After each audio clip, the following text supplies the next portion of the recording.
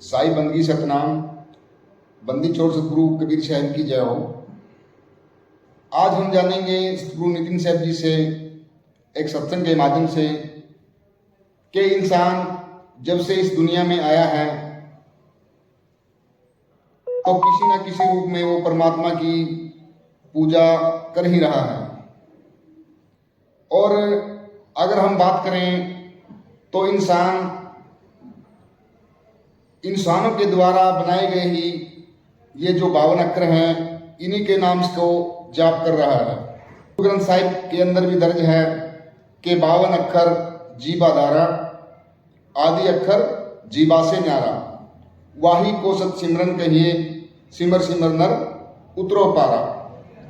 सतगुरु कबीर साहब जी ने गुरु ग्रंथ साहिब जी के अंदर बताया है कि ये जो 52 अक्षर हैं ये जीव के आधार हैं, लेकिन जो आदि अक्षर है वो इन 52 अक्षरों से परे हैं। तो आइए आज जानते हैं सतगुरु नितिन साहब जी से एक सत्संग के माध्यम से कि वो आदि अक्षर, वो आदि नाम क्या है। तो सत्संग को आपने पूरा विवेक लगा के और पूरी बुद्धि लगा के सुनना है। साई बंदगी सतनाम। तो मालिक की कृपा होती है तब जाकर ये ज्ञान समझ में आता है, नहीं तो समझ में नहीं आता। बहुत बड़े भाग होते हैं उन जीवों के जिस पर मालिक मोहर लगाते हैं और ये ज्ञान थोड़ा थोड़ा समझ में आने लग जाता है, नहीं तो युग बीत गए, जन्मों जन्म बीत गए, ये ज्ञान किसी को समझ में आया ही नहीं। तंत्र मंत्र जंतर पूजा पाठ हवन यज्ञ ये सब करते करते जन्म बीत गए, युग बीत गए, और आज भी इसी पे विश्वास करके बैठे हैं। लेकिन जो मूल ज्ञान है, जिसको हम आत्मज्ञान कहते हैं, वो जल्दी किसी के समझ में नहीं आता है। और जो हमारी मुक्ति का कारण है वो केवल और केवल मूल ज्ञान ही है। उसके अलावा और कोई ऐसा ज्ञान इस संसार में नहीं जो तुम्हारी मुक्ति का कारण बने। तो इसलिए आज मालिक से अरदास करेंगे कि जो भी भगत इस ज्ञान को सुने, अच्छे से समझें और अपने जीव का कल्याण करें। तो आज का सत्संग शुरू करने से पहले मालिक के नाम पे जयकारा लगाएंगे। बोलिए परमपिता परमात्मा की जय, सदगुरु बंदी छोड़ कबीर साहिब की जय, सभी संतों की, संतों की।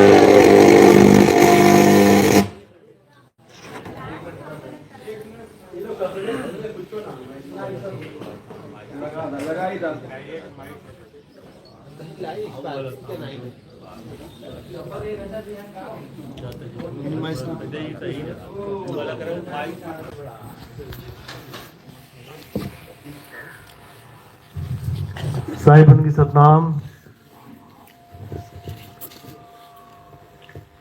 तो जैसे कि बताया भगत जी ने कि जब से हमारे सत्संग सुने उसके बाद इनको गीता का भी ज्ञान समझ में आने लग गया, या और भी कोई ग्रंथ जो पढ़ोगे आपको समझ में आने लग जाएगा। कारण क्या है? कारण है सार। अगर आपको सार समझ में आ गया, अगर आपको सार समझ में आ गया तो समझ लो हर कैसा शुभ सुहाए और साथ साथ तो गए तो था देवड़ाए। यानी अगर आपको जीवन का सार समझ में आ गया, शब्दों का सार समझ में आ गया, तो समझ लो कि अब कोई भी ज्ञान, इस दुनिया का कोई भी ज्ञान है वो अब आपके पूरे समझ में आने लग जाएगा। जीव अवस्था का, शिव अवस्था का, पीव अवस्था का कोई भी ज्ञान आपके सामने कोई भी रखेगा, एकदम समझ जाओगे एक बात कहां की चल रही है। जैसे जो आदमी कॉलेज तक पढ़ लेते हैं, उनके आगे किसी भी क्लास का ज्ञान रख दिया जाए तो वो उसी वक्त बता देगा, अरे तो 5वीं में पढ़ा था हमने, अरे तो 10वीं का ज्ञान है, ये 12वीं में पढ़ा था। यानी हर प्रकार के ज्ञान उसके सामने एकदम खुलासा हो जाएगा उसका। अब 5वीं वाले के आगे 8वीं वाले का ज्ञान रखोगे तो उसको लगेगा बहुत बड़ा ज्ञान है, लेकिन कॉलेज वाले के सामने 8वीं का ज्ञान रखोगे, 10वीं का, 12वीं का, उसके सामने वो कुछ भी नहीं है। इसी प्रकार कई लोग बड़े बड़े पंथों में आकर्षित हो जाते हैं। क्यों? आप देखोगे कि कुछ भी नहीं है उन पंथों में, मात्र 52 अक्षरी नाम का खेल, लेकिन देखोगे लाखों करोड़ों लोग पीछे लगे हुए हैं। कारण क्या है? क्योंकि उनकी बुद्धि का स्तर उतना ही है जितना वो उस ज्ञान को महान मान रहे हैं। और जब इस ज्ञान को समझ जाओगे तब तुम्हें लगेगा बताओ इनसे बड़े बेवकूफ कोई नहीं है, जो करोड़ों की संख्या में केवल 52 अक्षरी नाम के पीछे पड़े हुए हैं। समझो बात को, आज दुनिया में जितने भी पंथ चल रहे हैं, क्या चल रहे हैं ये? कभी अंदर गहराई में जाके देखना क्या है वहां पे? केवल 52 अक्षर की दुकान सजी हुई है। हिंदू है तो राम राम लेके बैठा है, श्याम श्याम लेके बैठा है, हरे कृष्णा हरे राम, ओम नमः शिवाय, ओम नमः भगवते वासुदेवाय, ओम भूर्भुवः स्वः, यही लेके बैठा हुआ है। मुसलमान है तो अल्लाह लेके बैठा है, या फिर या खुदा जप रहे हैं, या फिर नमाज पढ़ रहे हैं। 52 अक्षरों का ही खेल है। ईसाई है तो प्रेयर लेके बैठा है, भजन गा रहा है अपने, 52 अक्षरों का ही खेल है। सिख है तो वाहिगुरु वाहिगुरु जप रहा है, गुरु ग्रंथ साहब को पढ़ रहा है, सब 52 अक्षरों का खेल है। यानी अल्टीमेटली 52 अक्षरों का ही सारा खेल है, और उसी में पूरा संसार रमा पड़ा है। ये जितने भी तुम्हें देश दिखाई दे रहे हैं, इसमें जितने भी तुम्हें लोग धार्मिक दिखाई दे रहे हैं, किसी भी धर्म से जुड़े हैं, ये केवल 52 अक्षरों से जुड़े हुए हैं। धर्म का तो अभी इनको ABCD नहीं पता कि धर्म होता क्या है। तो आज उसी धर्म का खुलासा करेंगे, आखिर धर्म होता क्या है। हम कहने को तो कह देते हैं कि हम धार्मिक हैं, हम सनातन धर्म के हैं, लेकिन क्या हम सच में सनातनी हैं? आज इस पे विचार करेंगे, पता लगेगा कि हम सनातनी हैं भी कि नहीं। तो सबसे पहले क्या समझना है? सबसे पहले हमने धर्म समझना है कि धर्म होता क्या है, सनातन धर्म है क्या। आज उसके नाम पे महाकुंभ लगा हुआ है, कहते हैं 144 साल के बाद, यानी हर इंसान के जीवन में केवल एक बार आता है, वो दूसरी बार नहीं आएगा।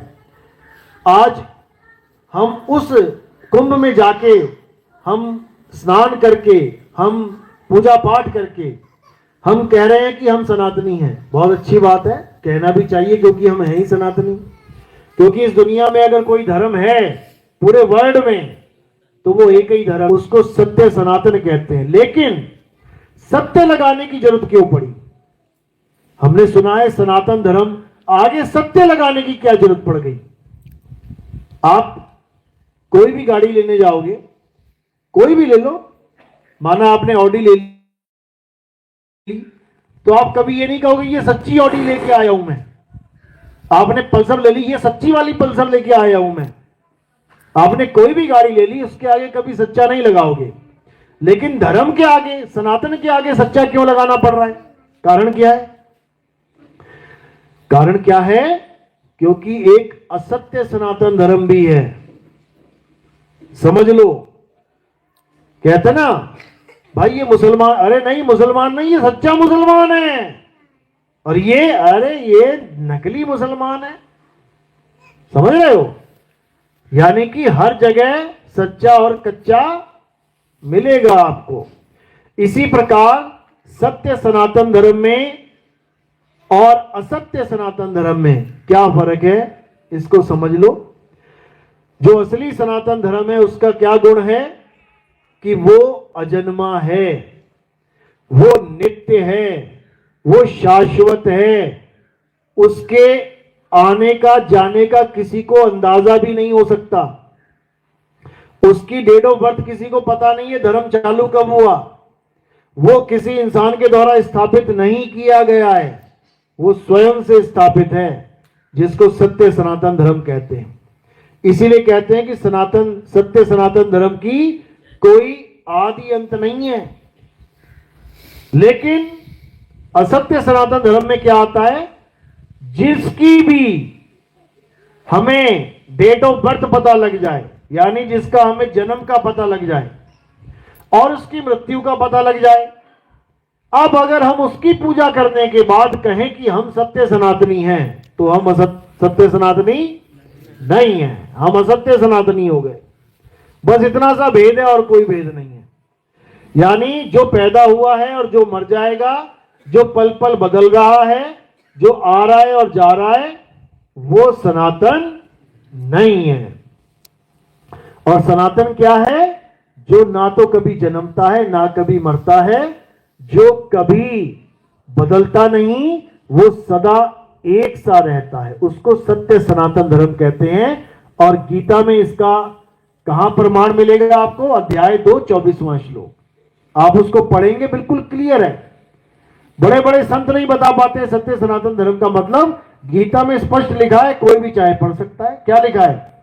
कि जिसे कोई जला नहीं सकता, जिसे कोई छेद नहीं सकता, जिसे कोई भिगा नहीं सकता, जिसे कोई सुखा नहीं सकता, जो स्थिर है, जो अचल है, जो सर्वव्यापी है, यानी जहां तुम हो वहां पर वो होगा ही होगा। ऐसा नहीं कि तुम यहां और वो नहीं है। यानी जहां दूध है वहां घी होगा ही होगा। ऐसा नहीं हो सकता कि केवल दूध पड़ा है, घी नहीं है। इसको कहते हैं सर्वव्यापी, ना कि पत्थरों में ढूंढो तुम सनातन धर्म को, नहीं मिलेगा, याद रखना। ये आत्मा की बात चल रही है भाई। तो वहां साफ लिखा है कि ये अजन्मा है, अचल है, वही सत्य सनातन है। और क्या है वो? आत्मा ही सत्य सनातन है, जिसका ना तो कोई आदि है ना कोई अंत है। लेकिन आत्मा ने जिसको धारण किया हुआ है, शरीर को, उसकी पूजा करने वाले अपने आप को सनातनी समझ रहे हैं। सबसे बड़ी दिक्कत तो ये है। तो इसी दिक्कत को कैसे हम खत्म करेंगे? ज्ञान के द्वारा। जब हम ज्ञान में आ जाएंगे तो हमें पता लग जाएगा कि जो पैदा हो रहा है और जिसका नाश हो जाता है, वो पूजा के काबिल नहीं रह जाता। पूजा के काबिल केवल एक है, और वो है आत्मदेव। उसी आत्मदेव की महिमा सारे ग्रंथ गाते हैं। कृष्ण जी भगवान हैं, बिल्कुल हैं, लेकिन वो भी आत्मा की महिमा गाते हैं। अध्याय 2 भरा पड़ा है। अगर वही भगवान है तो आत्मा आत्मा करने की क्या जरूरत है भाई? सीधे भगवान की पूजा कर लो, आत्मा का क्या रोल है? लेकिन नहीं, दोनों पक्षों का युद्ध रोक के अर्जुन को आत्मा का ज्ञान समझाया जा रहा है। कुछ तो कारण होगा मेरे भाई। शरीरों का खंडन किया जा रहा है कि हे अर्जुन, ये शरीर नाशवान है, इनका कोई अस्तित्व नहीं है, मिट्टी की ढेरी है, अभी इकट्ठी हो गई है, उसके बाद मिट्टी में मिल जाएगी। लेकिन आत्मा अजन्मा है, नित्य है, शाश्वत है, पुरातन है, सत्य सनातन है। तो बताओ किसकी महिमा है? शरीरों की आत्मा की? लेकिन हमें आज तक किसकी पूजा करवाई जा रही है? शरीरों की। मंदिर किसके बने हैं? शरीरों के कि आत्मा के? अच्छा, शरीरों के। शरीर पड़ा अंदर, पत्थरों के। तुम्हें शरीर और पत्थर में भी फर्क नहीं पता। मंदिर पत्थरों के बने हैं, शरीर तो ये है जो घरों में रहता है। लेकिन लोग नहीं समझ पा रहे हैं। क्यों? क्योंकि उनके भावों को गलत तरह से यूज किया जा रहा है। भाव बहुत है भक्तों में, पत्थर को पत्थर नहीं मान रहे, भगवान मान रहे हैं। लेकिन केवल मानने से क्या वो वस्तु मिल जाएगी? भले तुम कितना मान लो कि मैंने कान में कुंडल पहने हैं, वो सोने के हैं, सोने के हैं, सोने के हैं, लेकिन जब परख करवाने जाओ निकल गया पीतल, तो तुम्हारे मानने से क्या वो पीतल सोना हो गया? कभी नहीं होगा। इसीलिए कबीर साहब ने विश्वास की बात करी है, लेकिन अंधविश्वास की नहीं करी है। उन्होंने कहा विश्वास करो मालिक पे, परमात्मा पे पूरा विश्वास करो, लेकिन अंधविश्वास मत करो। यानी कोई कुछ भी बोल दे तुम उसी को परमात्मा मान लो।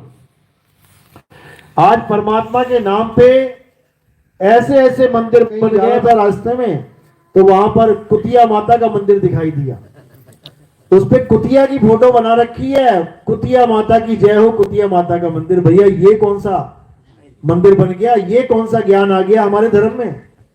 एक भेड़ की मंदिर बना के भेड़ की पूजा करने में लगे हैं। मतलब कमाल ही हो गई बिल्कुल।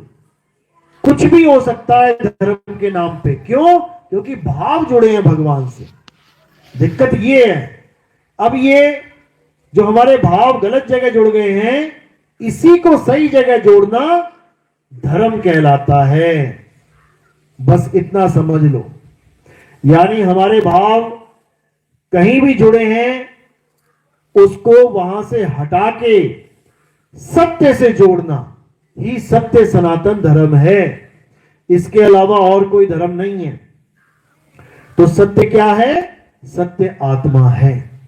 वही आत्मा जो हम सबको चला रही है। एक भी नहीं कह सकता कि मेरा शरीर बिना आत्मा के चल रहा है। एक भी कह के दिखा दे। सबका शरीर चलाने वाली वही आत्मा है। सबको ताकत देने वाली वही आत्मा है। सबके घर हरे भरे हैं उस एक आत्मा की वजह से। लेकिन ये इंसान पत्थर की तो पूजा करने में सारा जीवन लगा सकता है, लेकिन आत्मा की पूजा करने में ये संकोच में पड़ जाता है। इसको कह दो पत्थर को माथा टेक ले, भगवान समझ के टेक लेगा। अगर इसको कह दो आत्मा को जान ले भाई, आत्मा का ज्ञान प्राप्त कर ले, तो इसको चक्कर में पड़ जाता है कि अरे पत्थर छूट जाएगा, ये तो आत्मा पकड़ा देगा हमें। अरे भाई पत्थर पत्थर है, आत्मा आत्मा है। पत्थर हिल नहीं सकता, डुल नहीं सकता, बोल नहीं सकता। आत्मा की वजह से ये शरीर चल भी सकता है, बोल भी सकता है, डोल भी सकता है। इतनी सी बात समझ में नहीं आती और लोग विरोध करने में लग जाते हैं कि ये कबीर पंथी पत्थर की पूजा छुड़वाते हैं। पत्थर की पूजा तो हमारे धर्म में कभी थी नहीं। हमारे धर्म में तो सत्य सनातन आत्म देव की पूजा बताई गई थी। पत्थरों की पूजा तो कभी थी नहीं। यहां तक कि आप देखोगे ध्रुव प्रहलाद जैसे, ध्रुव को देखो, अपने पूरे राज्य को छोड़ के जंगल भेज दिया गया। मंदिर कहां होते हैं? राजा के राज्य में मंदिर होते हैं।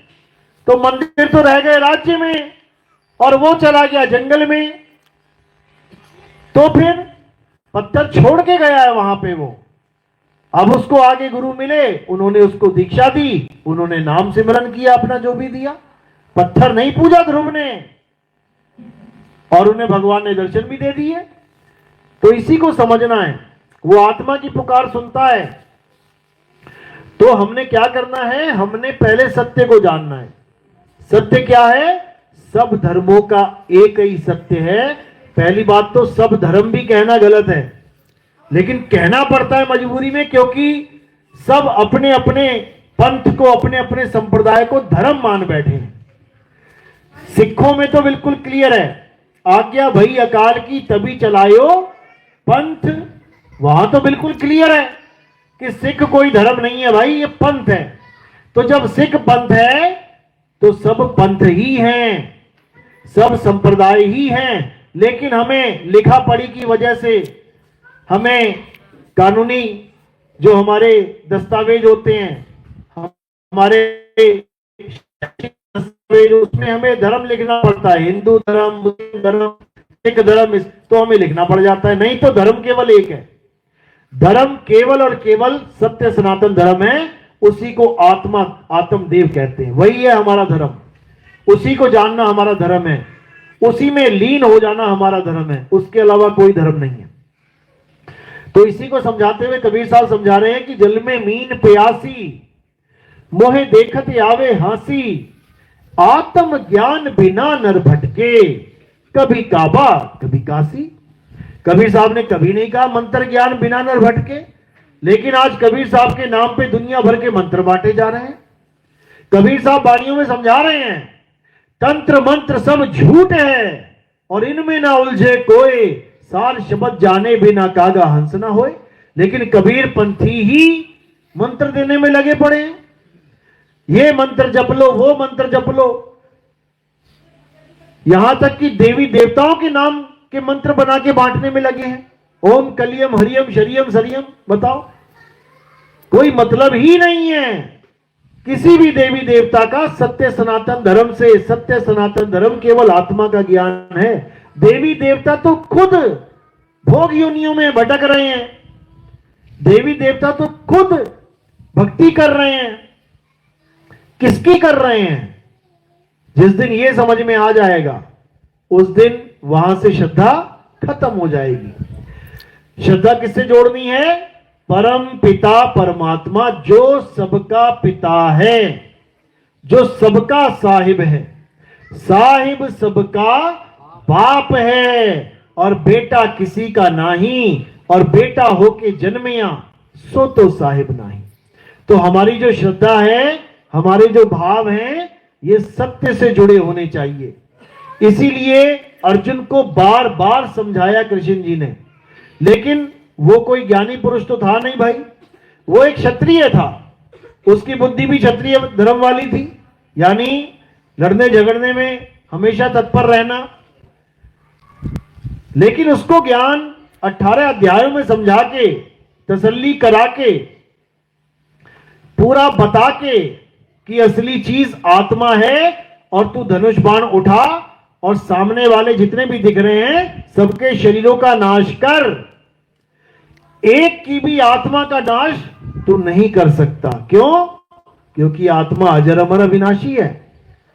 तेरे ना मारे जाने पर भी, तेरे ना मारने पर भी ये शरीर मरेंगे, ये हमेशा टिक नहीं सकते।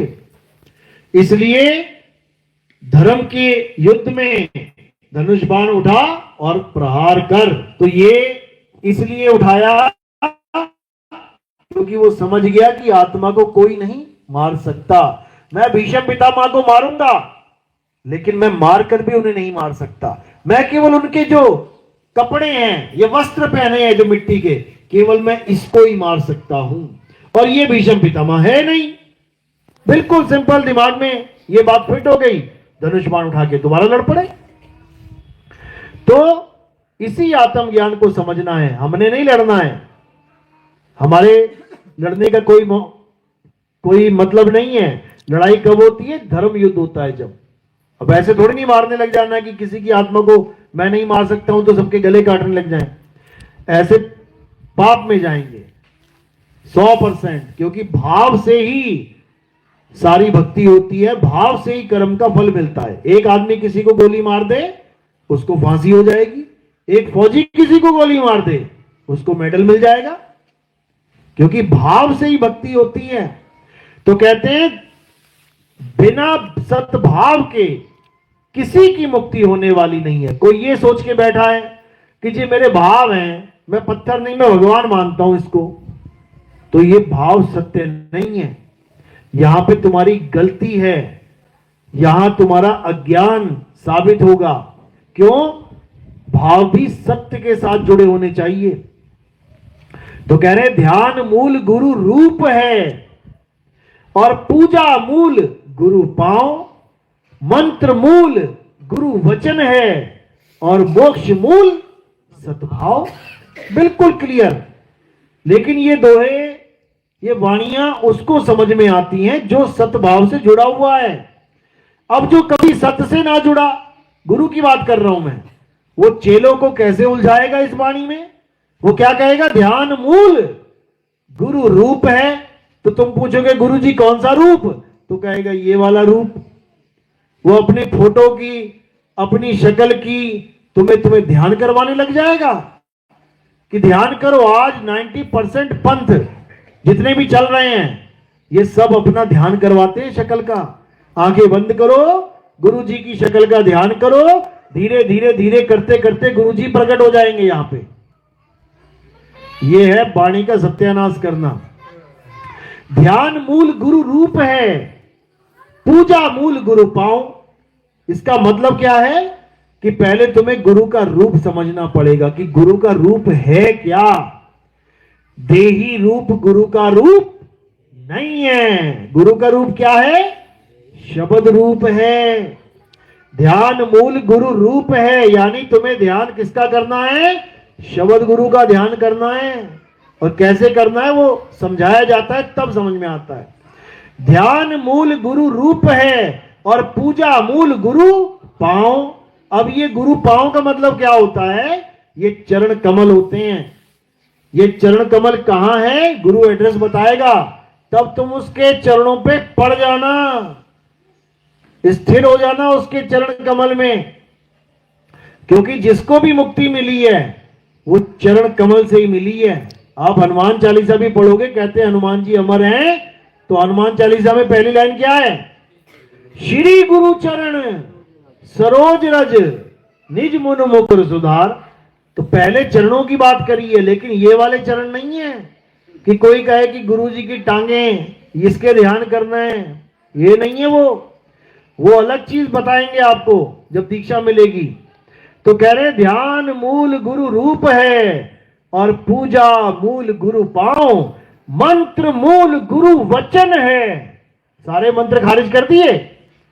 गुरु वचन यानी जो गुरु बोल रहा है, जो तुम्हें समझा रहा है, वही मंत्र है। ये कोई अलग से ओम कलियम हरियम या ज्योत निरंजन ओंकार आरंकार या सतपुरुष अकाल मूरत शब्द स्वरूपी राम या ओम तत्सत या ओम नमः शिवाय या ओम नमः, ऐसा कुछ नहीं करना है। कोई अल्लाह अल्लाह वाहेगुरु वाहेगुरु कुछ नहीं करना है। गुरु के वचन को जानना है, गुरु के वचन को समझना है कि गुरु समझा क्या रहा है, बस वही तुम्हारा असली मंत्र बन जाएगा। तो कह रहे हैं ध्यान मूल गुरु रूप है, पूजा मूल गुरु पांव, मंत्र मूल गुरु वचन है और मोक्ष मूल सद्भाव। मोक्ष मूल सद्भाव यानी अगर मुक्ति चाहिए तो सत्य के साथ भाव जोड़ लो, और सत्य केवल एक है। चाहे कोई हिंदू है, चाहे मुसलमान, चाहे सिख, चाहे ईसाई, इससे कोई फर्क नहीं पड़ता कि कौन किस धर्म में है। जब पानी पीते हैं तो कितने पानी हैं? एक है। सारे धर्म के एक पी रहे हैं कि नहीं? जब एक पानी सारे धर्म के लोगों का प्यास बुझा सकता है, जब एक सा भोजन हर धर्म के लोगों को पेट की आग बुझा सकता है, जब एक वायु हर जीव को श्वास दे सकती है, जीवन दान दे सकती है, जब एक अग्नि हर प्रकार के हर धर्म के जीव को गर्मी दे सकती है, जब एक आकाश के नीचे सब रह सकते हैं, तो एक परमात्मा की बंदगी क्यों नहीं कर सकते? यहां पे झगड़ा क्यों हो रहा है? यहां पे मारकाट क्यों हो रही है? यहां पे दंगे क्यों भड़क रहे हैं?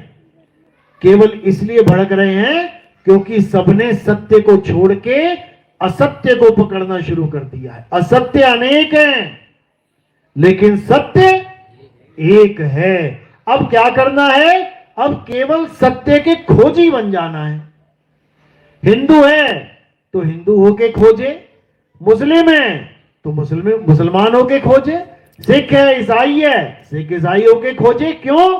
क्योंकि सत्य तो एक है।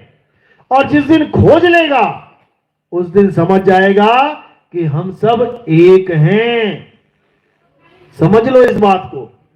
कभी भी दिमाग में ये चीज नहीं रखनी है कि हिंदू मुस्लिम सिख ईसाई हम अलग अलग हैं। बिल्कुल अलग अलग नहीं है, बिल्कुल अलग अलग नहीं है। अलग अलग हम तब तक हैं जब तक हम सत्य को नहीं जान रहे। जिस दिन हिंदू मुस्लिम सिख ईसाई सब सत्य को जान लेंगे, सब एक हो जाएंगे, दुविधा रह ही नहीं जाएगी। इसीलिए कबीर साहब ने हमेशा सत्य के खोजी बनने की बात करी। कहते मोको कहां ढूंढे रे बंदे, और मैं तो तेरे पास में, मैं बिल्कुल तेरे पास में हूं, लेकिन खोज तो सही। फिर कह रहे हैं ना मैं जप में, ना मैं तप में, ना एकांत निवास में।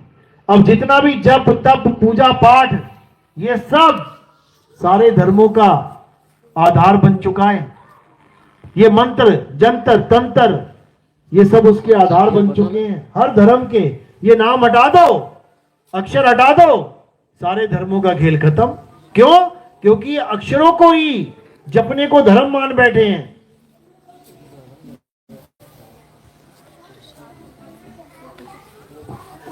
ये मंत्रों को जपने को धर्म मान बैठे हैं, ये अरदासें लगाने को धर्म मान बैठे हैं, ये चर्च में प्रेयर करने को धर्म मान बैठे हैं, ये नमाज पढ़ने को धर्म मान बैठे हैं। जबकि धर्म क्या है?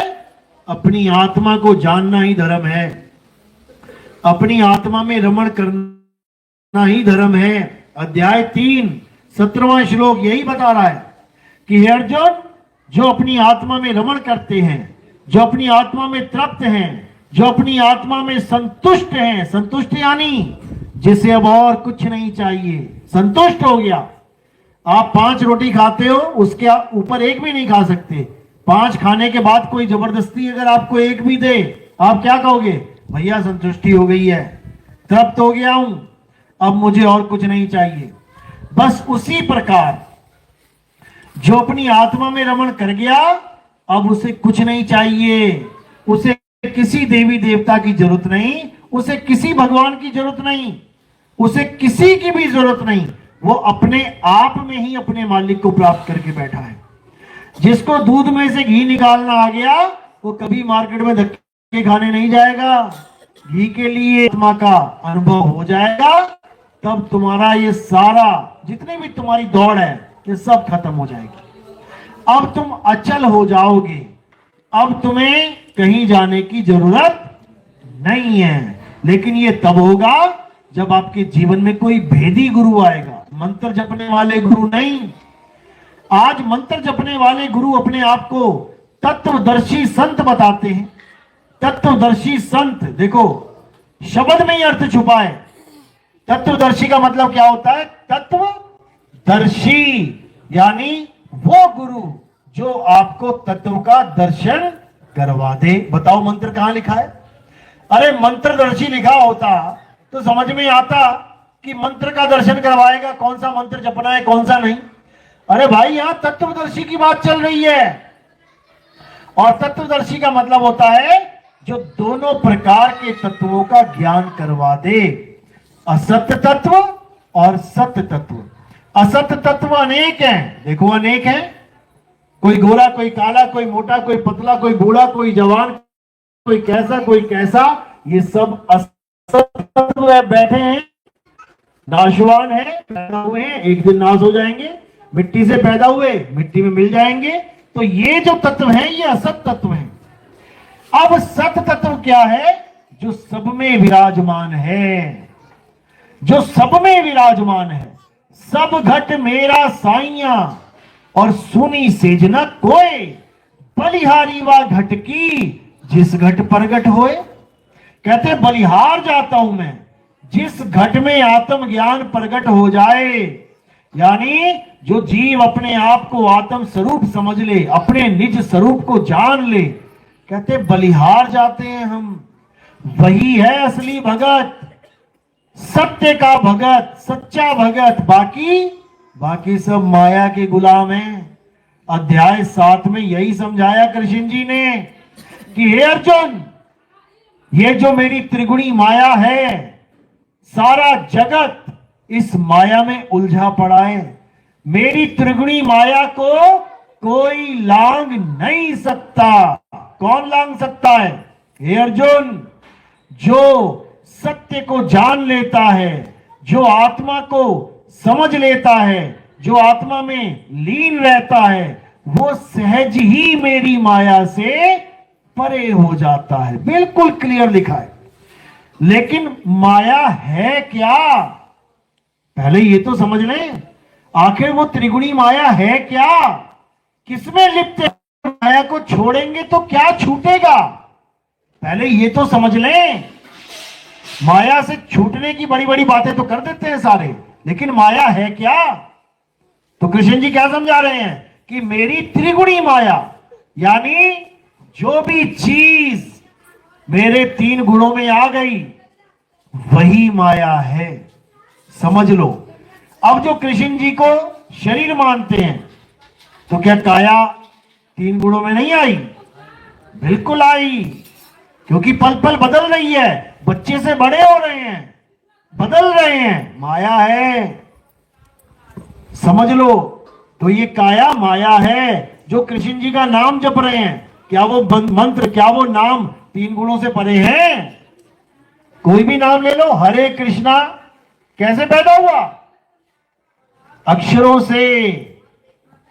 से बनाए, और कहां खत्म हो जाएगा? अक्षर में ही खत्म हो जाएगा।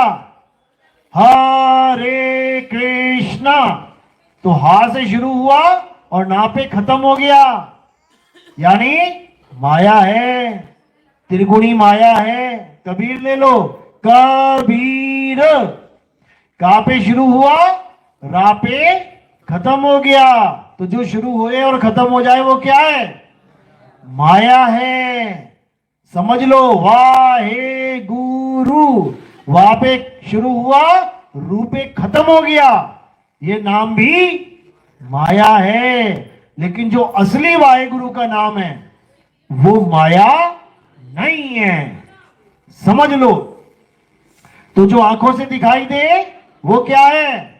माया है। जो दिखे सो माया। तो मंदिर दिख रहे हैं कि नहीं?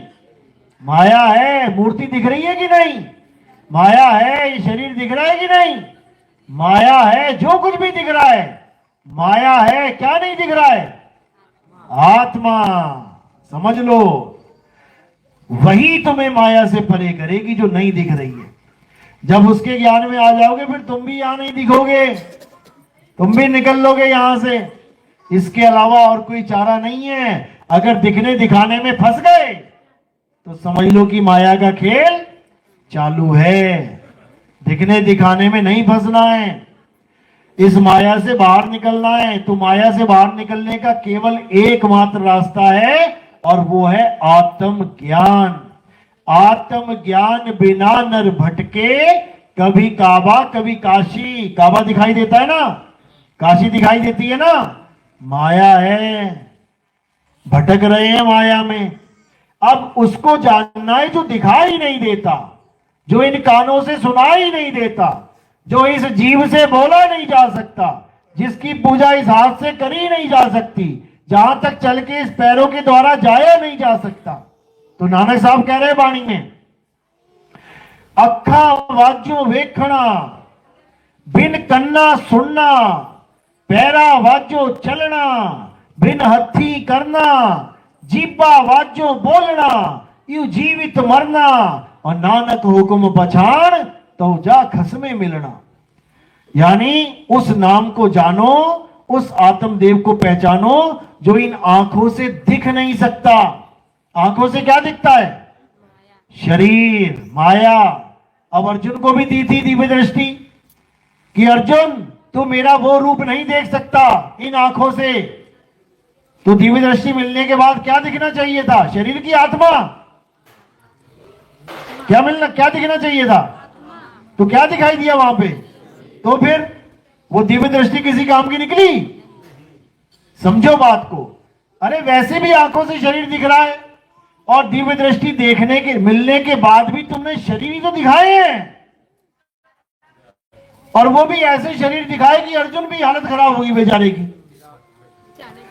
अर्जुन भी डर गया कि बाप रे बाप ये कौन आ गया। समझो, दिव्य दृष्टि जब गुरु देता है तो ऐसे शरीर नहीं दिखाता और उसकी पूजा नहीं करवाता। याद रखो, दिव्य दृष्टि तो देता है गुरु, विराट रूप वो भी दिखाता है, लेकिन वो आत्मा का ज्ञान वाली दृष्टि भी देता है। वो कौन सी दृष्टि है? किससे दिखेगी आत्मा? सुरत रूप दृष्टि से। इसीलिए बोला, सुरत से देख ले वह देश, सुरत से देख ले वह देश, और देखत देखत दीखण लागे और मिट गए सकल अंदेश। सुरत से देख ले वह देश। ना वहां जाप, ना वहां अजप्पा, ना तो ये मंत्र जपने वाले वहां पहुंच सकते हैं, ना ही श्वासों का अजपा जाप करने वाले वहां पहुंच सकते हैं। कि कोई कहे सोहंग सोहंग जपूंगा पहुंच जाऊंगा, कोई कहे ओहम सोहंग जपूंगा पहुंच जाऊंगा, कोई कहे सतगुरु सतनाम जपूंगा पहुंच जाऊंगा, कोई कहे वाहे गुरु जपूंगा पहुंच जाऊंगा, कोई कहे अल्लाह जपूंगा पहुंच जाऊंगा। कोई नहीं पहुंच सकता। ना वहां जाप, नहीं वहां अजप्पा, नी अक्षर परवेश। सूरत से देख ले वह देश, सूरत से देख ले वह देश। वो देश दिखेगा सूरत से। यानी जब तुम अपना ध्यान इस माया से हटा के अपनी आत्मा में लगाओगे, अपने आत्म तत्व में लगाओगे, तत्वदर्शी संत के द्वारा जो संकेत मिलेगा उस पे लगाओगे, तब तुम्हें समझ में आएगा आत्मा तत्व है क्या। और उस आत्म तत्व में कौन लीन होगा? सूरत लीन होगी, क्योंकि सूरत से ही सारा संसार चल रहा है। ये तुम्हारी माया, तुम्हारी काया, ये सब तुम्हारा परिवार सूरत से चल रहा है। सूरत है तो ये संसार है, सूरत नहीं संसार में तो कोई संसार नहीं, खत्म। तो इसीलिए साहिब बार बार समझा रहे हैं कि सूरत का खेल समझो। सूरत फंसी कैसे है? अरे सूरत फंसी संसार में और तासे पड़ गई दूर। सूरत बांध स्थिर करो, आठों पहर हुजूर। कोई मंत्र नहीं जपना, कोई पूजा पाठ नहीं करना, कोई हवन यज्ञ नहीं करना, कोई नदियों में नहाना नहीं जाके, कोई मंदिर मस्जिद गुरुद्वारे जाने की जरूरत नहीं है, कुछ नहीं करना है। क्या करना है? हे अर्जुन, अपनी आत्मा में रमण करना है, इसके अलावा और कुछ नहीं करना है। अगर अपनी आत्मा में रमण करने के अलावा कुछ और किया तो समझ जाना कि अब फंस गए माया के चक्कर में। अब तुम्हें नाना प्रकार की योनियों में भ्रमण करना पड़ेगा। कभी कुतिया के गर्भ से बाहर निकलोगे कुत्ता बन के, कभी हथनी के गर्भ से बाहर निकलना पड़ेगा हाथी बन के। जैसी मां मिल गई वैसा ही शरीर धारण करना पड़ेगा। आज ये जो शरीर मिला हुआ है, क्यों मिला है? 2 हाथ 2 पैर 2 आंखें नाक कान क्यों मिले हैं? क्योंकि माँ बाप ऐसे मिल गए। और अगर माँ बाप मिल गए होते चींटी मकड़ी तो 6 पैर 8 पैर लेके पैदा हो जाते इस दुनिया में, और कोई पूछने वाला नहीं था भैया तू मकड़ी क्यों बन गया, तू चींटी क्यों बन गया। क्योंकि माँ के गर्भ में आ गए तो बनना पड़ गया। आदमी क्यों बने? माँ के गर्भ में आ गए तो बनना पड़ गया। किसी का जोर चलने वाला नहीं है। फिर कुत्ता बन के बैठ जाओगे किनारे और सारी उम्र रोगे, क्या फायदा उसका। ये जो एक जन्म मिला इंसानी जन्म, इस जन्म में तुम बहुत कुछ कर सकते हो। ये इतना अनमोल जन्म है कि देवी देवता तरसते हैं इस जन्म के लिए। गुरबाणी में आता है, इस देही को सिमरे देव और सो देही कर हर की सेव। यानी इस काया को देवी देवता तरसते हैं कि हमें ये पंच भौतिक काया मिल जाए। क्यों? कारण क्या है? क्योंकि इस काया में आप स्वतंत्र हो। आप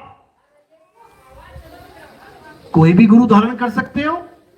आज तुम राधा स्वामी है, कल को निरंकारी हो जाओ, परसों को तुम किसी और गुरु के पास चल जाओ, कोई दिक्कत नहीं है। कोई दिक्कत नहीं है। आज तुम शाकाहारी हो, कल को मांसाहारी हो जाओ। आज तुम अच्छे इंसान हो, कल के तुम बुरे हो जाओ। यानी तुम्हें खुली छूट मिली हुई है। तुम्हें खुली छूट मिली हुई है कि तुम कुछ भी करो। देखो सब कुछ कर रहे हैं, लेकिन क्या देवताओं को खुली छूट मिली हुई है? क्या देवता खुली छूट मिल गई उन लोग को? सबको कार्यभार मिल रखा है। ब्रह्मा जी तुम सृष्टि पैदा करो, लगे हुए हैं, दिन रात लगे हुए हैं। बताओ दिन रात सृष्टि चल रही है कि नहीं? हॉस्पिटल जाके देखो, बच्चे पैदा हो रहे हैं ना, सुबह दोपहर शाम दिन रात, कहीं ना कहीं कोई ना कोई हो रहा ही है। कौन कर रहा है? तो फिर फ्री नहीं है, वो काम में लगे हुए हैं। विष्णु जी का क्या कार्य है? पालन करना। देखो सुबह से शाम तक गाय भी चबा रही है, भैंस भी चबा रही है, आदमी भी चबा रहा है, सब कुछ ना कुछ चबा रहे हैं। विष्णु जी का कार्य है पालन करना। शंकर जी का कार्य देखो, जाओ जरा देखो शमशान घाट पे, कोई ना कोई चल रहा है, पहुंच रहा है वहां पे, वो कार्य कर रहे हैं अपना। वो फ्री नहीं है। तुम चाहो तो आज नौकरी छोड़ के बैठ जाओ घर, कौन पूछने वाला है। लेकिन वो नहीं छोड़ सकते नौकरी अपनी। एक बार शंकर जी कौन सा काम मिला उन्हें? संहार का। सती माता कूद गई हवन यज्ञ में, जल गई। आ गए शंकर जी वहां पे क्रोध में, कंधे पे उठा लिया, 6 महीने तक घूमते रहे लेके।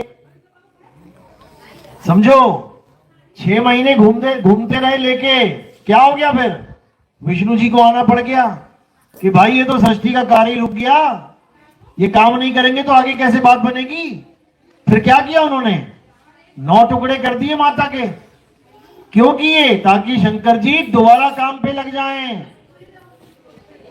क्योंकि इनका कार्यभार है, ये इनका कार्य क्षेत्र है, करना पड़ेगा। लेकिन ये इंसान चोला जो है, ये इतना इंपॉर्टेंट चोला है कि तुम सारे काम निपटा के सदा के लिए मुक्त हो सकते हो, जा सकते हो यहां से। इसलिए देवी देवता भी तरसते हैं और आके यहां पर गुरु धारण करते हैं। विष्णु जी 2 बार आए यहां पे, आए तो कई बार, लेकिन गुरु देखो जो सबसे मेन इंपॉर्टेंट 2 जो उनके अवतार हैं, कृष्ण जी और राम जी के अवतार, जन्म भी लिया यहां आके और गुरु भी धारण किया। सोचो, और आज आम आदमी को बोलो भैया तूने गुरु बनाया, हमें क्या जरूरत है गुरु बनाने की? बताओ, कृष्ण जी और राम जी को गुरु बनाने की जरूरत पड़ गई और एक आम आदमी को गुरु बनाने की जरूरत नहीं है। क्यों? वो सोच रहा है कि मैं पत्थर पूज के ही पार हो जाऊंगा। पत्थर पूज के पार नहीं होते भाई, पत्थर तो डुबो देता है। कभी ले लेना 50 किलो का पत्थर और पानी में छलांग मार देना, तुम्हें लग जाएगा पता कि पत्थर पार करता है कि डुबाता है। सबसे पहले वही पत्थर छोड़ोगे। तो इसीलिए अपनी आत्मा को जानो, आत्मा में ही परमात्मा का वास है। आत्म ज्ञान ही सबसे उच्च ज्ञान है। आत्म ज्ञान के बिना नर पशु समान है। समझ लो, कुत्ता कभी बिल्ली को आत्मा नहीं समझ सकता, शेर कभी हिरण को आत्मा नहीं समझ सकता। वो तो उसको जानवर मान के, शरीर मान के फाड़ के खाएगा। लेकिन एक आदमी बकरे को भी आत्मा समझ सकता है, गाय को भी आत्मा समझ सकता है, मुर्गी को भी जीवात्मा समझ के उसका भक्षण करना छोड़ सकता है। कितने बड़े भाग हैं आदमी के। यानी वो उस ना दिखाई देने वाली चीज को भी समझ सकता है। इतने बड़े भाग हैं उसके। लेकिन जब तक सदगुरु ना मिल जाए, जीवन में कोई तत्वदर्शी जो नीतत्व का ज्ञान दे वो नहीं आ जाए, तब तक ये जीव बेचारा तंत्रों मंत्रों में ही उलझा रह जाता है। इसीलिए वाणी समझाती है, सोई गुरु पूरा कहाए, 2 अक्षर का भेद बताए, एक छुड़ाए एक लखाए, तब प्राणी निज घर को जाए। बिल्कुल सिंपल क्लियर। क्या करना है? सोई गुरु पूरा कहाए, 2 अक्षर का भेद बताए। ये 52 अक्षर का खा गा ABC अलिफ बे ते पे, इस सब अक्षरों के मंत्रों के जाप जितने भी हैं सब छोड़ देना है। इनको सबको किनारे कर देना है। अब क्या करना है? एक छुड़ाए एक लखाए। अपने आत्म स्वरूप को जानना है, अपने आत्म तत्व को जानना है, तभी तुम्हारा कल्याण होगा। इसी को साहिब ने कई वाणियों के द्वारा समझाने की कोशिश करी। एक नाम को जान के, अरे तू जा दे बहा, चंचल से नीचल बया, नहीं आवे नहीं जा। एक नाम को जान के, यानी सत्य नाम को जान के, यानी सच्चे नाम, निज नाम, अकह नाम, अडोल नाम, अबोल नाम, नी अक्षर नाम, इसको जान के ये 52 अक्षरी नाम को बहा दे। हटा इसको दिमाग से। चंचल से नीचल भया, नहीं आवे नहीं जा। चंचल यानी हिलने डुलने वाला। ये बच्चा बड़ा चंचल है, कभी इधर भागता है कभी उधर भागता है। चंचल से नीचल भया, नीचल यानी अडोल। क्यों? आत्मा अडोल है। अब वो अडोल आत्मा में रमण करेगा और उसमें स्थित हो जाएगा जाके। तो साहिब ने कोई कमी नहीं छोड़ी, लेकिन समझने वाले समझते नहीं और केवल अज्ञानता में ही पूरा जीवन अपना बिता के चले जाते हैं। लेकिन मालिक की कृपा होती है तो साहिब कहते हैं कि एक ऐसा समय आएगा, क्योंकि ज्ञान तो हमने भरपूर दे रखा है। आज कबीर साहब की वाणियां देखोगे दुनिया भर की हैं, लेकिन फिर भी साहिब कह के गए कि ज्ञान तो हमने भरपूर दे दिया, ज्ञान हमने भरपूर बोल दिया, लेकिन इसको खोलने वाला पंथ आगे चल के आएगा। और जब वो पंथ आएगा तो सारे संसार में सतनाम का डंका बजेगा। घर घर होगा बोध विचारा। चाहे कोई हिंदू है, चाहे मुसलमान, चाहे सिख, चाहे ईसाई, सबके घरों में सत्य का बोध विचार होगा। सब एक दूसरे से बात करेंगे, सब एक दूसरे से सत्य को जानने की बात करेंगे। तो उसी पंथ को कौन सा पंथ बोला? 13वां पंथ बोला। साहिब कहते हैं 12 पंथ काल फुरमाना और भूले जीव न जाए ठिकाना। 13वें पंथ हम ही चले आए, सब पंथ मेट के एक पंथ चलाए। यानी अब उस पंथ की बारी आई है जो सारे पंथों को एक करने की ताकत रखता है। और जब वो एक हो जाएंगे सारे, तब कलयुग में सतयुग की स्थापना होगी। इसी कलयुग में, ये कलयुग वो नहीं है कि ये खत्म हो जाएगा तो विष्णु जी आएंगे, तो ये वो नहीं है कि यहाँ पे सतयुग आ जाएगा जी, विष्णु जी आ जाएंगे, ब्रह्मा जी आ जाएंगे, शंकर जी आ जाएंगे नंदी पे। ये वो सतयुग नहीं है जो लोग ये मान के बैठे हैं कि कलयुग के बाद सतयुग आएगा, आने वाला है। सतयुग का मतलब क्या होता है? जब अज्ञान का खात्मा हो जाए और सत्य की स्थापना हो जाए, उसको सतयुग कहते हैं। यानी नाना प्रकार की भक्तियां, नाना प्रकार के पूजा पाठ, नाना प्रकार के आडंबर, ये सब खत्म हो जाएंगे और एक सत्य भक्ति रह जाएगी। उसी को कलयुग में सतयुग आना कहते हैं और वो आके रहेगा। इसको कोई बदल नहीं सकता, क्योंकि इसका जिक्र हर ग्रंथ में आता है। इसका जिक्र पुराणों में आता है। पुराणों में नाम रखा गया है कल्कि अवतार का। यानी कलयुग में सतयुग लाने वाले कौन है? कल्कि अवतार। यानी पिछले गुजरे हुए अवतारों की पूजा करने की जरूरत नहीं है। कोई राम राम करके, कोई श्याम श्याम करके कहे कि कलयुग में सतयुग आ जाएगा, नहीं आएगा।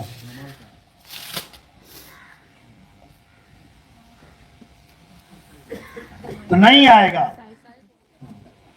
नहीं आएगा। क्यों नहीं आएगा?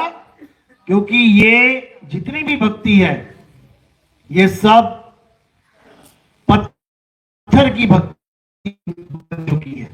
आज राम जी और कृष्ण जी की भक्ति क्या बन चुकी है? पत्थर पूजा बन चुकी है। इसलिए कलयुग में सतयुग पत्थर नहीं ला सकता। कलयुग में सतयुग आत्मदेव लाएगा। और आत्मदेव का ही दूसरा नाम क्या है? कल्कि। कल्कि का मतलब है कलंक से रहित, जिसमें कोई कलंक ना हो। और कलंक आत्मा में नहीं होता। आत्मा ही निहि कलंक अवतार है। इसी को गरीबदास जी ने और कबीर साहब ने अपने ग्रंथों में निहि कलंक राया नाम से संबोधित किया। इसी को कुरान में इमाम मेहदी, यानी जिसको परमात्मा गाइड करेगा कि सही रास्ता क्या है, प्रचार करो, तो उसका नाम इमाम मेहदी रखा गया। में उसका जिक्र करते, मर्द का चेला। मर्द कौन है? एक ही मर्द है संसार में। कौन है? शब्द गुरु ही मर्द है। शब्द गुरु ही मर्द है, मेहदी ये संसार। तो उसी मर्द का चेला बताया गया कि एक ऐसा प्रचार चलेगा जिसमें केवल शब्द गुरु की बात चलेगी, जिसको नानक साहब की वाणी में आता है शब्द गुरु सुरत धुन चेला। यानी वही शब्द गुरु का जिक्र सब चेलों तक पहुंच जाएगा और सबकी मुक्ति होगी। इसी को महात्मा बुद्ध के ग्रंथ में मैत्रेय बुद्ध करके संबोधित किया गया। जब महात्मा बुद्ध जाने लगे संसार से, तब उन्होंने अपने शिष्यों को क्या बोला कि मैं तो जा रहा हूं, क्योंकि 9वां अवतार है। महात्मा बुद्ध 9वां अवतार है। उन्होंने कहा कि मेरे बाद एक और बुद्ध आएगा। ये उनके ग्रंथों में लिखा हुआ है और उसका नाम क्या होगा? मैत्रेय बुद्ध। मैत्रेय मतलब जो तुम्हारी दोस्ती करवा दे सबसे। तुम्हें